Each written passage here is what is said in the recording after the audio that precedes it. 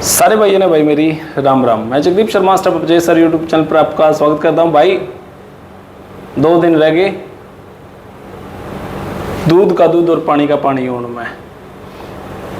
बहुत सारी रिपोर्ट्स आ रही हैं कि इतनी सीट भाजपा जीतेगी, इतनी हारेगी। और भाई देखो आप हरियाणा तो बाहर तो ज़्यादा सा जानते नहीं, लेकिन जो माहौल देखा हाँ 350 प्लस भाजपा होगी, इसमें कोई शक नहीं। शुरू दिन से मैं खरी ये बात को हूँ और 3.25 आ जाए 350 आ जाए कोई शक नहीं इसमें। भाजपा कहीं से मैंने लगता नहीं ऐसा हारेगी। खैर बात करा आप हरियाणा पे, 2 दिन से कोई वीडियो नहीं बनाई, कल कोई खास नहीं बनाई और आज तो बिल्कुल ही नहीं बनाई। बहुत सारे भैया के फ़ोन आ गए कि भाई बताओ के होगा। अदर मीडिया तो 6 कांग्रेस की दिखावा है, 4 भाजपा की दिखावा है, और उन जो 4 दिखावा उनमें 4 में कंपटीशन दिखावा है। तो जगदीप भाई तन्ने के लगे है। देखो यार सबका है ना, सोचने का अलग अलग नज़रिया है, अलग अलग तरीका है, कौन किस स्तर पे क्या सोचा है। मैं जब मतलब मैं यूँ इन्फ्लुएंस कौन होता कि बार मार्केट में कौन यूट्यूबर कौन पत्रकार के को है या कौन किसका के पक्षधर है, मैं इस टाइप इन टाइप की बातों से इन्फ्लुएंस होता नहीं। बहुत सारा ऐसा होता है कि भाई उन्होंने 10 आदमियों ने कह दिया तो तू भी नुए कह दे, ऐसा कहूँगा तो फिर यार मेरा दिमाग कैसे काम करेगा। तो जो मैंने दिखाया मैं उसे भी बताऊँगा भाई आपने। एक तो मैंने यू सोनीपत वाला मोहन बडोली हारता हुआ दिखाई नहीं दे रहा भाई। बहुत सारे भाई ने बोले इसने नु कहा है भीतरघात हुई है, भीतरघात। मगर यार वो तो किसी पत्रकार ने इंटरव्यू में पूछ लिया, ऑडियो चला दी, तो अगला न्यू एक होगा अगर भाई हमारे किसी ने गंदर वाले ने गड़बड़ करी तो जांच होगी। और तो इसका फालतू तो कौन सी बात वायरल हुई है मोहन बडोली की, तो मैंने लगता नहीं। हाँ लेकिन ये बात जरूर है 10 की 10 में से एक रोहतक को छोड़ के बाकी 9 की 9 लोकसभा में भाजपा का ग्राफ डाउन बड़ा हुआ है, इसमें कोई शक नहीं। पूरे हरियाणा में लगभग 10% भाजपा का वोट बैंक खत्म हुआ सच में ही, और कांग्रेस का 10% वोट बैंक बढ़ा है। अगर इस 10% ने एक लोकसभा पे लोगे तो आप वह जीत सको हो कांग्रेसी। अगर इस 10% ने आप 10 लोकसभा में बांटो हो तो फिर आपके समझो के पल्ले पड़ेगा। तो भाई बात करा मोहन बडोली की, मैंने लगता नहीं वो हारेगा। बात करा धर्मवीर साहब की, महेंद्रगढ़ वाली लोकसभा की, मैंने लगता नहीं धर्मवीर साहब आ रहे हैं। कहने का मतलब ये है 8 लोकसभा में तो भाजपा में कोई समस्या है नहीं। और मान लो मैं गलत साबित हो गया तो अपना फिर जब नेक्स्ट इलेक्शन आएगा कुछ अलग तरीके से सोचेंगे। कुछ खुद ने सीखने की ज़रूरत है। मैं तो नहीं मानू हूँ भाई जगदीप ने कह दिया कि इतनी सीट है, उतनी सीट नहीं आई, कम बाद आ गई, तो एक तो मैं लोगों के दिमाग में नहीं घुस रहा है। दूसरी बात हो सकता है मैंने कुछ अलग नज़रिए से वो बातें सोची हों, जगदीप को बदलना चाहिए। Definitely I will change my thoughts. तो मैंने कुछ ना कुछ अपने विचारों में, अपने सोचने में कुछ ना कुछ बदलाव करना चाहिए। बात करा आप रोहतक की मैंने बहुत सारी वीडियो बनाई और बहुत सारे भाई ये भी पूछ रहे हैं रोहतक का क्या होगा। तो भाई रोहतक में मैंने हुडा साहब जीतते हुए नज़र नहीं आ रहे। हालांकि पिछली बार 7000 से वो हारे हैं, तब भी मैंने यूँ कहा था भाई दीपेंद्र हुडा साहब हारेंगे, तो वो हार गए। अंदाजा सा भी मैंने ये कहा था भाई 5-10 के बीच में वो हारेंगे, वो 7 से ही हार गए। ये जरूरी नहीं कि अब की बार भी एग्जैक्ट मैं वही कहूँ, पर मैंने अब की बार यूँ लगा अरविंद शर्मा का वोट बैंक बढ़ेगा। अरविंद शर्मा बड़ी वोटों से जीतेंगे, एक अच्छा मार्जिन लेकर वो चल रहे हैं, तो मैंने इसमें कोई दिक्कत सी लगती नहीं। और उसके बावजूद भी अगर हुडा साहब जीते हैं तो जो मेरी टीम है, जो मैं जिनसे बातचीत करूं, उनमें बदलाव मैंने करना ज़रूरी है। नहीं मैं तो फिर अगले गेड़े भी मैंने दियारे में रखेंगे, फिर फ़ायदा नहीं हुआ भाई। तो मेरे सर्वे में हुडा साहब जीतते हुए नज़र नहीं आ रहे। हालांकि जब 4 तारीख ने वोटिंग होएगी, खबरें ये भी आई हैं कि 4 तारीख की वोटिंग अगर 7 बजे शाम के 7 बजे तक रोहतक लोकसभा की वोटिंग नहीं हुई तो बहुत बड़े स्तर पर भीड़ भी जुटने के आसार होंगे। 2019 में दंगा नहीं हुआ है तो ज़रूरी थोड़ी ना है कि अब की बार ना हो। तो इस बारे में जो खबरें सुनने में आई, हो सकता है CID के पास ज़्यादा एक्चुअल रिपोर्टों की ऐसा नहीं होगा, पर मेरे पास जो खबर आई वो यही कि 7 बजे 6 बजे के बाद भीड़ जुटनी शुरू हो जाएगी और बड़ा मामला हो सकता है। खैर अपन रोहतक लोकसभा से बाहर निकलना, बहुत ज़्यादा वीडियो बना ली। रोहतक में फिर से मैं एक बार कहूँ, मुझे नहीं लगता कि दीपेंद्र हुड्डा साहब इलेक्शन जीतेंगे। हारने के समीकरण जो मैंने पहले बताए उससे भी ज़्यादा हैं, हो सकता है जीत जाएं, फिर मैं अपने अलग सोचूंगा भाई। फिलहाल मेरे सर्वे में अरविंद शर्मा जीत रहे हैं। बात करा सोनीपत की, सोनीपत नहीं सिरसा की, बाकी तो मैंने यूँ लगता नहीं कि बाकी जो लोकसभा हैं 8 की 8 में तो मैंने भाजपा जीतती हुई नज़र आवा है। नौवीं रोहतक की थी, नौवीं मैंने अरविंद शर्मा हारता हुआ नज़र नहीं आ रहा, मैंने नुए लगा जीतेगा, वो ज़्यादा वोटों से जीतेगा। और बात करें सिरसा, सबके दिमाग में सिरसा घुस रहा है और सारे की बार को हैं, बेशक से दीपेंद्र हार जो, बेशक से समीकरण में दीपेंद्र हार सका है, लेकिन सिरसा तो नहीं आ रहे भाई। मैं इस बात से मैं थोड़ा सा अलग पॉइंट ऑफ व्यू से सोचूं हूँ।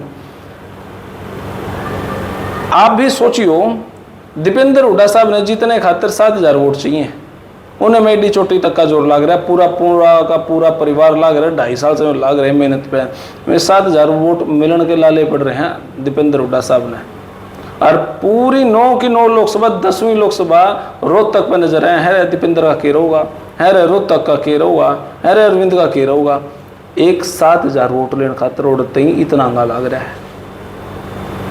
सिरसा में 3,07,000 वोट से सुनीता दुग्गल बहन जी जीती थी। ऐसा के वहां का माहौल क्रिएट होया कि आम जनता ने नू लगा है कि सिरसा भाजपा आ रहा है।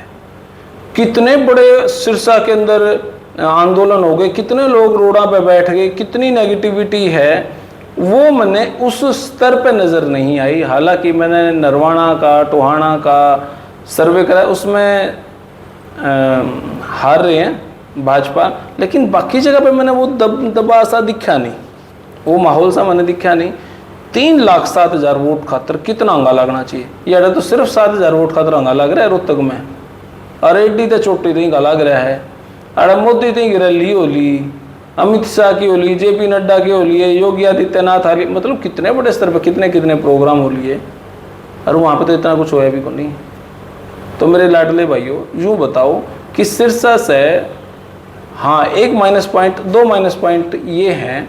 एक तो अशोक तंवर सैलजा के मुकाबले बड़ा चेहरा नहीं है, ये बात पॉइंट है। दूसरा, शैलजा के पक्ष में जो मैंने बात देखी है वो ये है कि देवेंद्र बबली साहब ने समर्थन दिया है शैलजा को, तो ये 2 प्लस पॉइंट है। लेकिन इसके अपोजिट 3,07,000 वोट कहाँ तक आऊँगी भाई वो। अच्छा, उसके बाद मीनू बेनीवाल एलनाबाद में कितना अंगा लगा रखा है, गोपाल कांडा ने सिरसा में कितना अंगा लगा रखा है, और उसके बाद रणजीत चौटाला जो वहीं से ही तो विधायक हैं और आज़ाद उम्मीदवार के विधायक थे, तो उनका कोई वोट बैंक नहीं है, खुद के दम पे कितना वोट बैंक उनके पास है। और मैंने ये भी सुना था कि छत्तीसगढ़ से 3-4 नेता आए थे शैलजा जी के खिलाफ बोलने, प्रेस कॉन्फ्रेंस उन्होंने करी थी कि नहीं करी थी, मैंने एग्जैक्ट नहीं पता। कितना वहाँ पे भाजपा को लेकर पॉजिटिव पॉइंट है। और इधर से योगी आदित्यनाथ का भी उनका कार्यक्रम था, बहुत बड़ा कार्यक्रम था। तो मैंने कोई ऐसा नेगेटिव पॉइंट सा लग नहीं रहा कि भाजपा वहाँ पर हारा है। फिर भी लोगों का 2 लाख से शैलजा जीतेगी, 2 लाख से जीतेगी, 2 लाख में, 3 लाख में, 5 लाख वोट, ये तो खड़ा नाश है भाई, सच्ची बताऊँ। मतलब सच में यार, मतलब हो सकता है मैं गलत हूँ, हो सकता है 10 की 10 कांग्रेस जीत जाए, हो सकता है, पर मैंने वो समीकरण दिखते नहीं। पर मैंने ज़्यादा काम थोड़ा सा रोहतक में करा, सिरसा में इतना काम नहीं करा मैंने, पर इतना नहीं करा। हो सकता है कोई वहाँ का समीकरण ऐसा हो कि शैलजा जीत रहे हो। लेकिन मैं आपको पर्सनली अगर बताऊं, शैलजा और अशोक तंवर में शैलजा सच में बहुत शानदार राजनीतिज्ञ हैं और उनकी विचारधारा से मैं प्रभावित भी हूं। और शैलजा के पास मैंने 1-2 बातें भी रखी कि जी आप इस तरीके से कर सकते हो, इस तरीके से, कुछ बातें मैं बता भी नहीं पाऊँगा यार, और गलत हो जाएगा बताना।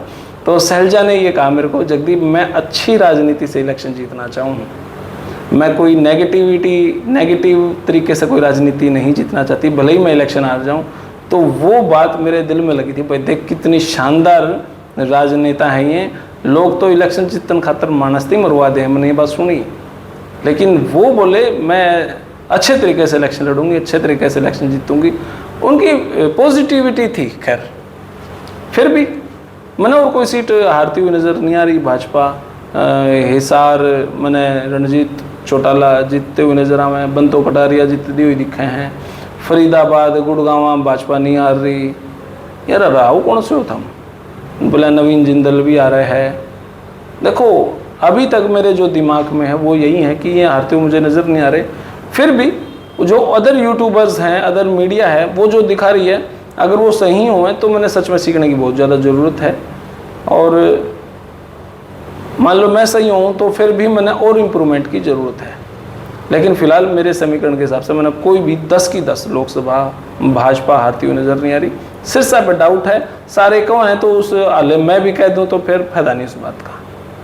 तो फिर भी अगर सबसे कोई मजबूत सीट है तो सिरसा ही है कांग्रेस के लिए, पर मैं ये कह दूं कि वो जीतते हैं ऐसा भी मैंने लगता नहीं। बहरहाल यह वीडियो इतनी है। आपने वीडियो किसी लगी कमेंट बॉक्स में अपनी राय दें। गाली गोली ना लिखियो, बतेरे दिन हो गए हमने गाल दिन देने, कुछ और नया सोचो और भाई अपने अपने कर्म करो यार। फिलहाल ये वीडियो इतनी। अपने अच्छे अच्छे विचार कमेंट बॉक्स में जरूर दें, और बहुत सारी बातें जो मेरे को ना पता हो सिरसा की रोहतक की, वो कमेंट बॉक्स में अगर आप सुझाओगे ना, भाई जगदीप ये बात नू है और तेना इन बातों पर ध्यान नहीं दिया और तेना ही बात सोचनी चाहिए, डेफिनेटली आपके कमेंट आपके बारे में मैं बताऊंगा। भाई देखो इस भाई ने कमेंट लिखा था और ये अच्छा था, विचारणीय था और मैं इस बारे में सोच नहीं रहा था, तो इस भाई का धन्यवाद। इस तरीके से मैं एक वीडियो बनाऊंगा भाई। फिलहाल ये वीडियो इतनी है। आपने किसी लगी कमेंट बॉक्स में अपनी राय दे। तब तक के लिए धन्यवाद। जय हिंद, भारत माता की जय।